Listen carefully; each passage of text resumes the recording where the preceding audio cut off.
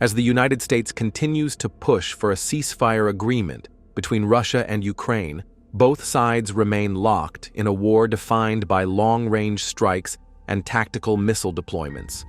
While negotiations are underway, fighting hasn't stopped, and two systems have been repeatedly in the spotlight: Russia's Iskander missile system and the US-supplied ATACMS. Both missiles have been used in combat, both have caused strategic disruptions, and both are shaping battlefield doctrine across Eastern Europe. With their capabilities now proven in real-world engagements, a direct comparison is no longer theoretical, but essential to understanding how future wars might unfold. So, in today's video, we're taking a closer look at the Iskander and ATACMS missile systems, how they work, where they've been used, and which one currently holds the edge on the modern battlefield.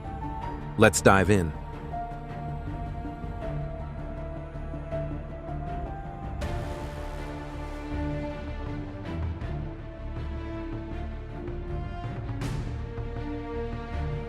The Iskander missile system, officially designated 9K720 Iskander, is a mobile short-range ballistic missile developed by Russia's KB Mashinostroyenia. The variant built specifically for the Russian armed forces is known as the Iskander-M, which officially entered service in 2006. Designed to replace the aging Tochka U system and deliver high-precision strikes against critical targets at ranges up to 500 kilometers, the Iskander uses a mobile transporter erector launcher and can fire two missiles in quick succession, giving it both flexibility and survivability. Each Iskander missile measures roughly 7.2 meters in length, with a diameter of 0.92 meters, and can carry a payload of up to 700 kilograms. The system's guidance includes an inertial navigation system supported by satellite updates and electro-optical terminal targeting, enabling it to strike with an accuracy of 10 to 30 meters CEP, although Russia does claim 5 to 7 meters CP.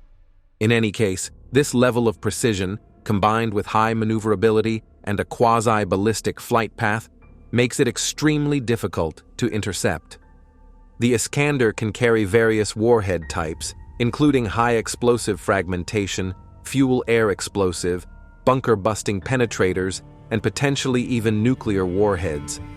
It's specifically designed to evade interception by NATO missile defense systems by performing evasive maneuvers during the terminal phase and deploying decoys mid-flight. The Army Tactical Missile System, known as ATACMS, is an American surface-to-surface missile first deployed in 1991 during Operation Desert Storm. Designed for the U.S. Army by Lockheed Martin, ATACMS was developed to provide precision deep strike capability against high-value targets such as air defense sites, logistics hubs, and command centers. Unlike Iskander's dual launch configuration, ATACMS missiles are typically launched from the M270M LRS or HIMARS platforms, with each pod holding one missile. Several variants exist, with ranges varying from 165 to 300 kilometers.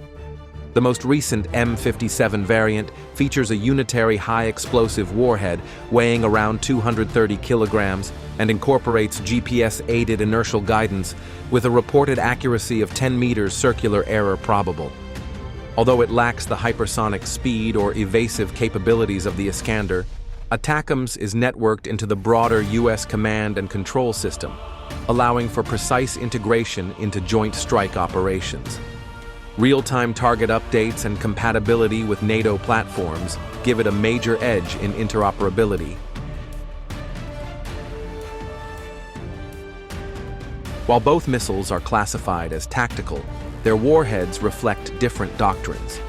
Russia's Iskander prioritizes flexibility, with a wide range of warhead types that can be swapped depending on mission requirements, including anti-radar payloads, cluster munitions, and even EMP configurations according to some Russian sources. The missile is engineered for ambiguity, with the potential to carry non-conventional warheads as a form of deterrence. In contrast, ATACMS variants are standardized around conventional warheads. Earlier models used cluster munitions, but the latest versions follow U.S. commitments under international pressure to phase those out. The M57A1 upgrade incorporates fragmentation enhancements for improved lethality against dispersed targets, but the payload options remain limited compared to Iskander.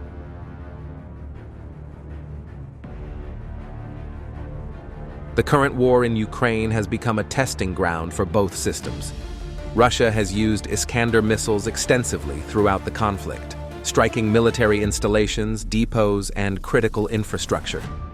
Their use has often been timed with major offensive pushes or in retaliation for Ukrainian strikes. Analysts note that Iskander's mobility and speed have made it a particularly difficult threat to track and intercept, even with the most modern Western air defenses.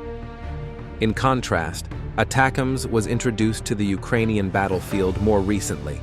After months of hesitation, the U.S. authorized limited transfers of the M39 and later M57 variants, which Ukraine has used to target Russian airfields and supply routes in occupied territories.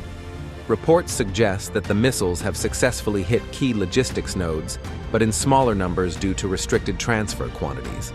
What's clear is that while the Iskander has been used more extensively, ATACMS has had a disproportionate strategic impact, forcing Russia to relocate aircraft and supply depots farther from the front line.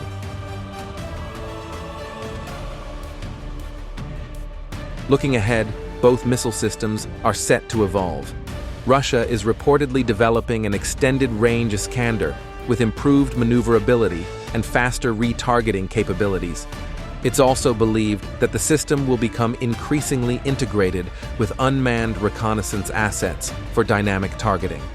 Meanwhile, the U.S. has already started to replace ATACMS with the next-generation Precision Strike Missile, or PRSM. The first batch was delivered in December 2023, and the system is now entering operational service with the U.S. Army. PRSM offers a range of up to 500 kilometers and is designed to engage both fixed and moving targets, including ships. However, ATACMS remains in service with several U.S. allies and continues to be upgraded for improved performance, particularly in terms of software and targeting accuracy. Export remains another frontier. Russia has long marketed Iskander-E variants to select partners, including Armenia and Algeria, although strict controls remain in place. Meanwhile, some NATO allies are beginning to express interest in ATACMS as a stopgap until PRSM becomes widely available. So, what do you think? Which missile dominates the battlefield in 2025? Let us know in the comments below. And if you found this video insightful, don't forget to give it a thumbs up and subscribe for the latest defense news and analysis.